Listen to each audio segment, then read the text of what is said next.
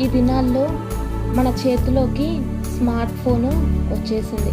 ఈ smart phone ప్రతి ఒక్కరిని స్మార్ట్గా చేస్తూ ఉంది. అందుకే మరి మన చేతిలో ఉన్న ఈ పరికరం ద్వారా మన హృదయంలోకి ఏం వెళ్తూ ఉంది అనేది ప్రశ్నించుకునేవారిగా ఉండాలి. ఈ ఫోన్ వాడే ప్రతి ఒక్కరూ మరి నీ హృదయంలోకి ఏం వెళ్తూ ఉంది, పాపాన్ని నింపుకుంటున్నావేమో, జాగ్రత్త, తీసుకోవాల్సినవి తీసుకోవాలి, వేటినైతే దూరం పెట్టాలో వాటిని దూరం పెడుతూ రావాలి. చాలాసార్లు మరి ఆయా రీతిలుగా పాపాన్ని వీక్షించేవారిగా ఉన్నారు, పాపాన్ని ఈ ఫోన్ ద్వారా స్వీకరిస్తూ ఉన్నారు. కాబట్టి పాపానికి దూరంగా ఉండాలి. దేవుని నిర్ణయాలకు మన హృదయంలో చోటిస్తూ రావాలి. పాపాన్ని సంపూర్ణంగా ద్వేషించేవారిగా ఉండాలి. అందుకే హెబ్రీ రాసిన పత్రిక 12వ అధ్యాయము 4వ వచనంలో ఉంటుంది, పోరాడు, రక్తము కారునంతగా పాపముతో లోబడకుండా పోరాడాలంట. దాన్ని ఎదిరించేవారిగా ఉండాలి. కాబట్టి యవనస్తులైన ప్రతి ఒక్కరూ దీన్ని జయించాలి. పాపాన్ని